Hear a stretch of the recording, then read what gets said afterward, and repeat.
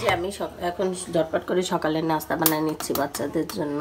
হচ্ছে আমি ডিম দিয়ে পাউরুটি, তারপর ডিম টোস্ট,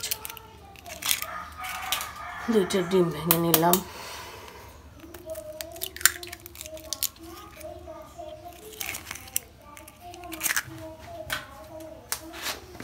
এর ভিতরে একটু চিনি দেবো।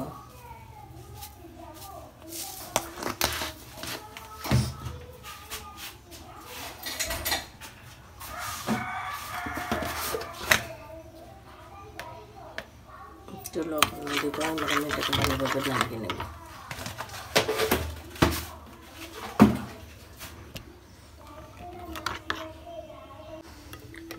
এই যে আমার এটা গোলানো হয়ে যাচ্ছে, যে আমি গোলায় এরকমই পজিশনে রেখে দিব। এখন আমি এই যে পাউরুটিগুলোকে একটু সাইজ করে কেটে নিব, কোনাকুনি করে।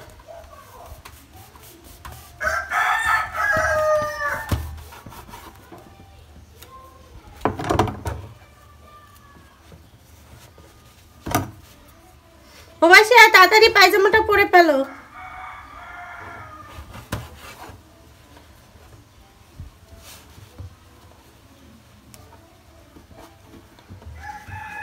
আসলে লেট হয়ে গেছে অনেক, আর তাড়াতাড়ি কাজ মনে হয় কি হতেই চায় না। তার মধ্যেও ভাবলাম নাস্তা তো শেয়ার করাই হয় না, তো আজকে একটু করি নাস্তাটা শেয়ার আপনাদের সাথে।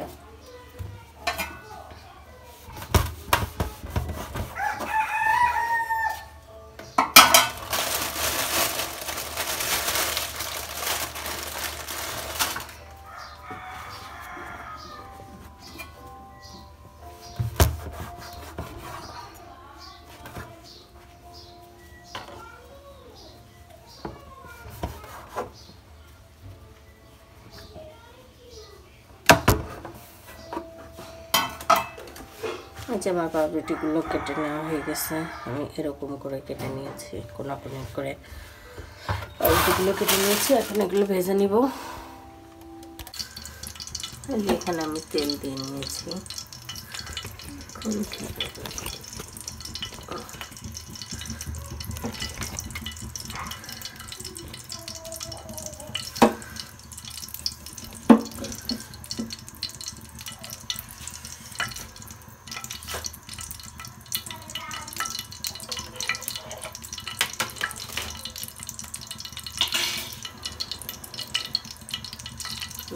তেল গরমের মধ্যে এগুলো দিয়ে দেবো।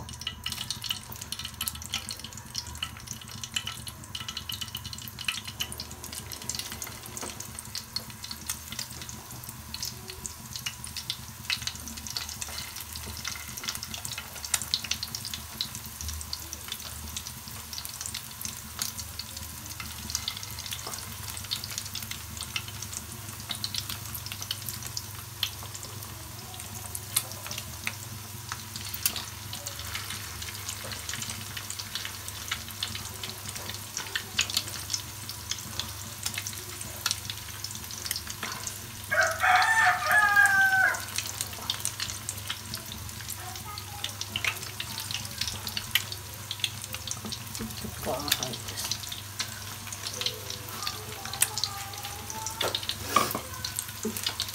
এবার আমি এটাকে ডিম ফ্রাই ভেজে নিব সুন্দর করে। যে আমার এক পাশ ভাজা হয়ে গেছে, উল্টাই দিচ্ছি। জেলিটা ভাইয়ের ওই ইসে রাখো, আসতে হাটে পরে নিয়ে যাও, বাইরে তারা বসে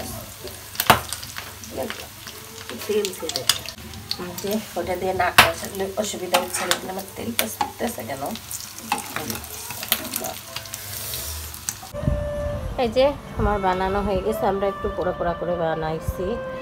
আসলে একবার আমার তেলও ছিটে গেছে, আর সবচেয়ে বড় কথা হচ্ছে কি আমরা একটু কড়াই ভাজা খাই। আর এই যে কড়া হয়ে গেছে, এখন আমার মেয়ে খাচ্ছে। এই যে, আর আমি আসলে বিছনাটাও গুছাইতে পারিনি, আমার অনেক লেট। আর এই যে আমার ছেলে ওই ডিম পাউরুটি টোস্ট খায় না, আসলে তার জন্য এই যে জেলি দিয়ে পাউরুটি করেছি, এখন সেগুলো খাচ্ছে।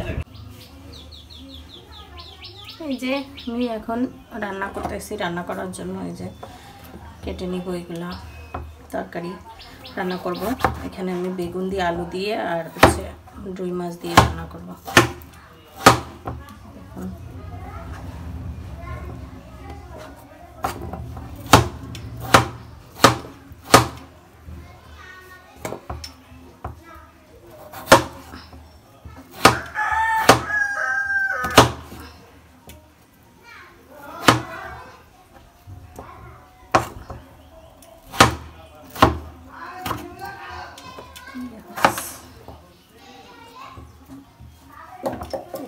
Krishna.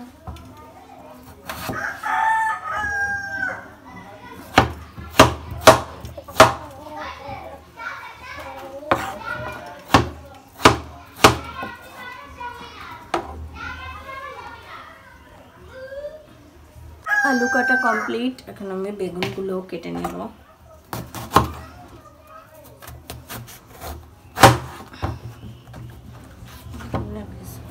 বেশি বড় হয়ে গেল কেন? বেগুনের ভিতরে এত বড় বড় বিসি হলে আসলে খেতে মজা লাগে না, কিন্তু জানি না, আসলে অত ভালো কিনতে পারি না। আর এই বেগুনগুলো আমি কিনে নিয়ে আসছিলাম, যার জন্য বেশি ভালো হয়নি।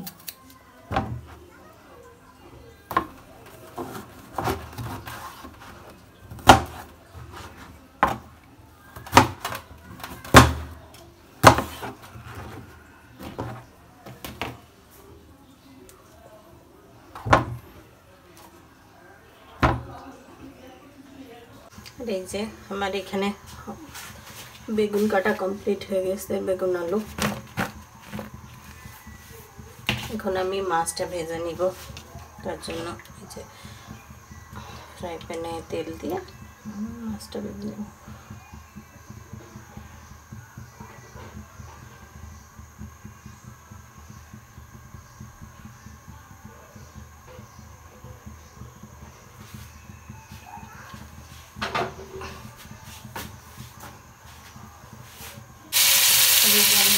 ভিতরে মাছগুলো দিয়ে দিচ্ছি।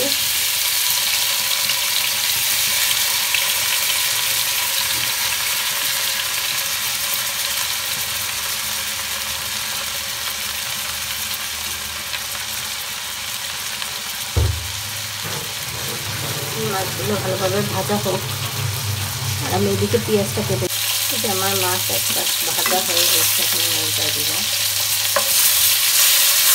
ভালোভাবে উল্টে দিচ্ছি।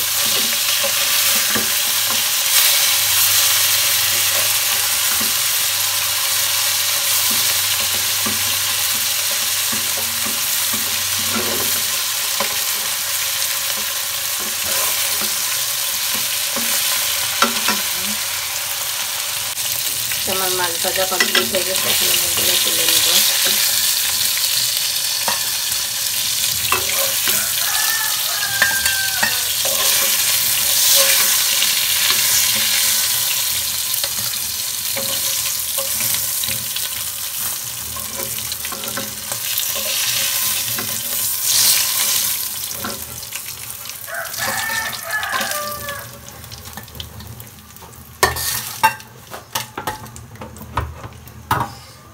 ভিতরে আমি পেঁয়াজগুলো দিয়ে দেবো।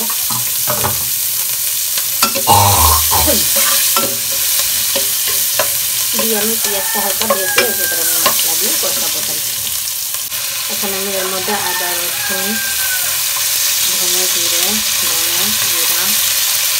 সব কিছু দিয়ে দিলাম। রসুন দিলাম, আদা দিলাম,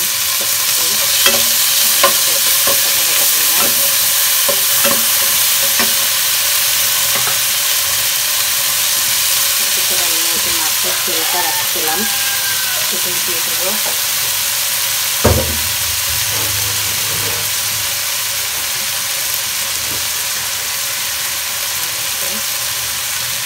ভালো গুঁড়া দেবো।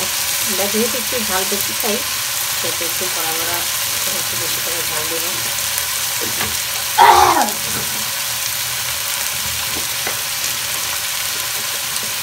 আর অল্প একটু হলুদ গুঁড়াও দেবো, লবণ দিব। লবণটা আমি আসলে মাছের ভিতরে অনেক বেশি দিয়েছিলাম, যাতে মাছের ভিতরে লবণটা পাই। তখন লবণের পরিমাণ কম দিব, ঝোল করে দেখবো, যদি লবণ লাগে তখন আমি আগে দেবো।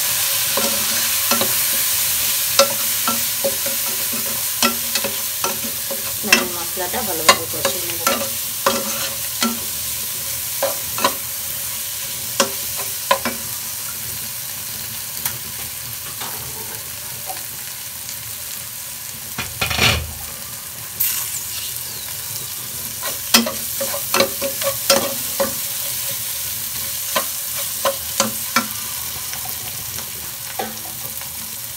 আমি মশলা কষানোর মধ্যে একটু গরম পানিও দিয়ে দেবো, দিয়ে আমি মশলাটাকে ভালোভাবে কষিয়ে নেব।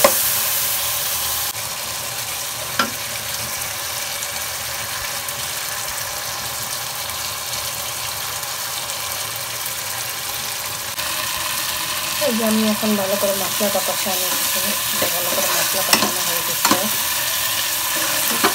আর অনেকক্ষণ ধরেই আমি মশলাটা কষাইছি, পানিও দিয়েছি, পানি দিয়ে দেখুন তারপরে মশলাটা কষিয়ে নিচ্ছি, কারণ আমার কাছে মনে হচ্ছে মশলা কষানোটা ভালো না হলে আসলে ভাজাটা খেতে স্বাদ লাগে না। মশলার কাঁচা গন্ধ আমার একটু ভালো লাগে না, তাই হয়তো আর একটু পানি দিয়ে দিব। আমার পটকাটা ফুটে গেছে, এখানে আমার মাছের পটকাটা ফুটে গেছে। আপনারা কেউ আবার বোম ফুটেছে ভেবে ভয় পেন না, বোম ফোম ফোটেনি, আসলে মাছের পটকাটাই ফুটছে। এখন আমি এই পানির মধ্যে বেগুন আর আলুটা দিয়ে দিব, দিয়ে আমি ভালোভাবে কষাবো।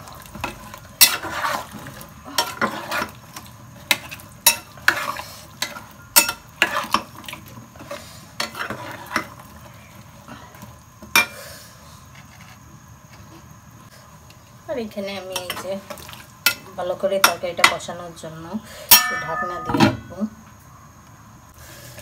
আর এখানে আমি ভালো করে বেগুনটাকে উল্টায় পাল্টায় কষায় নিচ্ছি। আর এর ভিতরে আমি একটু গরম মশলা দিব, গরম মশলার গুঁড়ি দিব, কারণ বেগুনে বড় মাছ দিয়ে যখন আপনি রান্না করবেন একটু গরম মশলা দিয়ে দেখবেন খাবারের স্বাদটা দ্বিগুণ হয়ে যায়।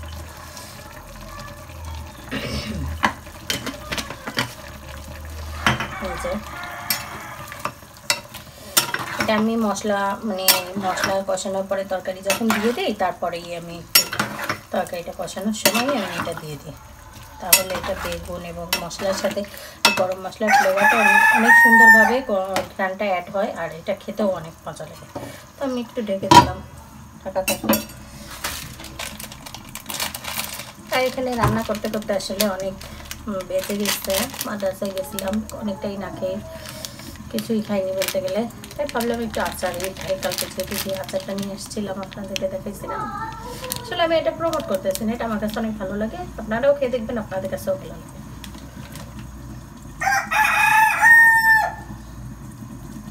বেগুনটা কষানো হয়ে গেছে আর আমি ছেলে পানিও দিয়ে ফেলছি, জাস্ট এতটুকুই দেবো, কারণ যেহেতু ঝোলটা অত বেশি রাখবো না, যদি মনে হয় যে আর একটু দিতে খেতে পারে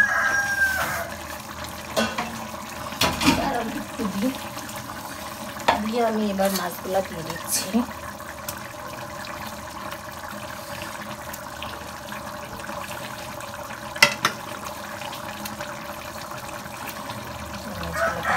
শেষ, মাছ দেওয়া হয়ে গেল।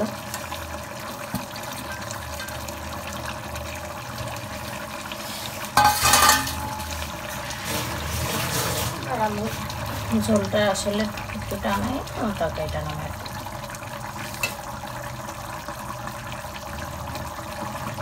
একটু ডেকে দিই, সেহেতু তাড়াতাড়ি হয়ে যাবে। আর এখানে আমি দেখুন ডাল চচ্চড়িও, আমার ডালও এতটুকু আছে, আসলে এটা আমি কালকে ছিলাম তো খাওয়া হয় নাই, তো এটাই ডাল চচ্চড়ি আর এই তরকারি দিয়ে আজকে আমাদের খাওয়া যাবে। আর ছেলে মেয়ের জন্য ডিম সিদ্ধ, ডিম পোস্ত এগুলো তো থাকেই, ওরা ওগুলাই বেশি খায়। এই যে আমার তরকারিটা রান্না হয়ে গেছে, এখন আমি বন্ধ করে দিচ্ছি, তারপরে একটা বাটিতে করে তুলে নিয়ে পরিবেশন করব এবং খাওয়ার জন্য চলে যাব, কারণ আসলে অনেক বেশি খেতে সকালে খাই নাই, সো আসলে এই জন্য অনেক বেশি খেতে লাগছে, তো খেয়ে নিই, আপনারাও খেয়ে নিন। এই যে আমার দুপুরের মতো তরকারি বেড়ে নেওয়া হয়ে গেল, এটা দিয়ে এখন আমরা 4 জন খাবো। আর আমার শাশুড়ি আগে খেয়ে ফেলছে, শ্বশুর শাশুড়ি, তো তারাও, আসলে আমার একটু দেরি হয়ে গেছে, আমি মাদ্রাসায় গেছিলাম তো তাইতে। এই দেখুন গাইস, আমার বাবার বাড়ি থেকে এগুলো আসছে, বুড়ি, আর এখানে হচ্ছে যে বুড়ির সাথে তেলও আছে, তরমুজ, বেল, এই যে বাঙ্গি, এইখানে আমার ছেলের জন্য পেয়ারা, এটা অরিজিনাল খেজুরের গুড়। আসলে আমার আম্মু খেজুরের রস গোলাই এইভাবে গুড় তৈরি করে পাঠাইছে। আর এখানে 2 বাটিতে তরকারি, ডালও পাঠাইছে। তারপরে এখানে মুরগি, ব্রয়লার মুরগি চিকেন ফ্রাই করে খাওয়ার জন্য। এই দেখুন, বাবা মা যতদিন আছে ততদিনই হয়তো বা এই গিফটগুলো পাওয়া যাবে। তো আপনারা বেশি বেশি করে আমার বাবা মার জন্য দোয়া করবেন। আর আমার আব্বু আজকে আসছে, এসে নিজেই এগুলো নিয়ে আসছে।